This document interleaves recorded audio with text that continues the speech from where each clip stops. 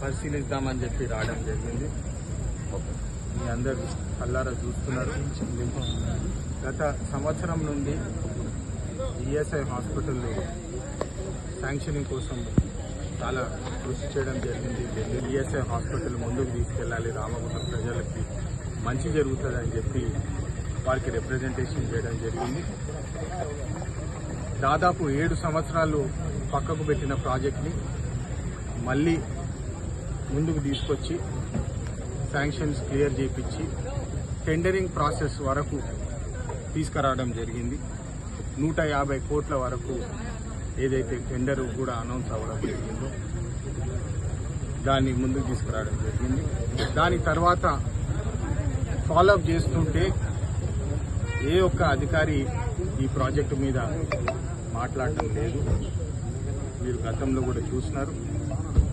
Collector గారి దగ్గర తీసుకుపోయి ఈఎస్ఐ వివరాలు అడిగితే, ఎయిర్పోర్ట్ వివరాలు అడిగితే సరిగా ఇవ్వకపోవడం జరిగింది.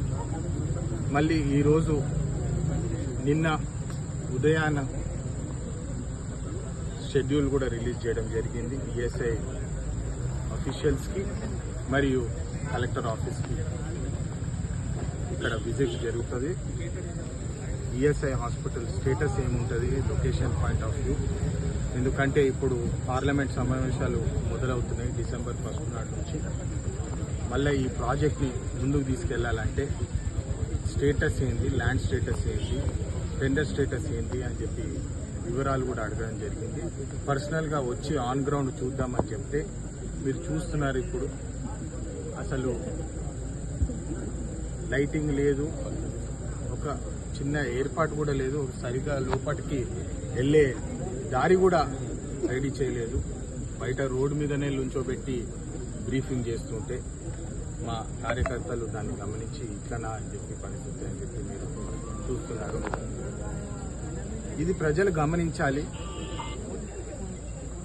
కాకా వెంకటస్వామి గారు రామగుండం హార్ట్ ఆఫ్ పెద్దపల్లి అని చెప్పి చాలా దగ్గరగా రామగుండంలో ఉండి పనిచేసినారు. రామగుండ ప్రజల ప్రేమ తీసుకొని వాళ్ళ ఆశీర్వాదంతో దాదాపు 40-50 సంవత్సరాలు పెద్దపల్లి ప్రాంతానికి సేవలు చేసినారు. మరి దాని తర్వాత వివేక్ గారు ఎంపీగా మీరందరూ గెలిపించుకున్నాక మళ్ళా నన్ను మీరు ఆశీర్వాదం ఇచ్చి క్యాంపెయినింగ్ అప్పుడు కూడా చెప్పినాను, నేను మీకోసము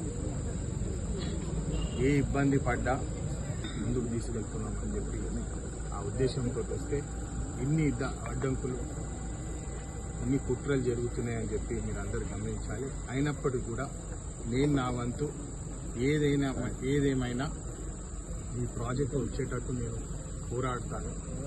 అన్ని దుష్ట శక్తుల అగేన్స్ట్ పోరాడి ఇక్కడ ప్రాజెక్ట్ వచ్చేటట్టు నేను కంకణం కట్టుకున్నాను. ఖచ్చితంగా మీ అందరి ప్రేమతోటి ఇక్కడ ప్రాజెక్ట్ వచ్చేలాగా ఎవరు సపోర్ట్ చేసినా సపోర్ట్ చేయకపోయినా ఇక్కడ ప్రాజెక్ట్ వచ్చి తీరుతుంది. నేను దానికోసం కృషి చేస్తానని చెప్పి మరొకసారి నాకు తెలియజేస్తున్నాను. జై హింద్, జై తెలంగాణ.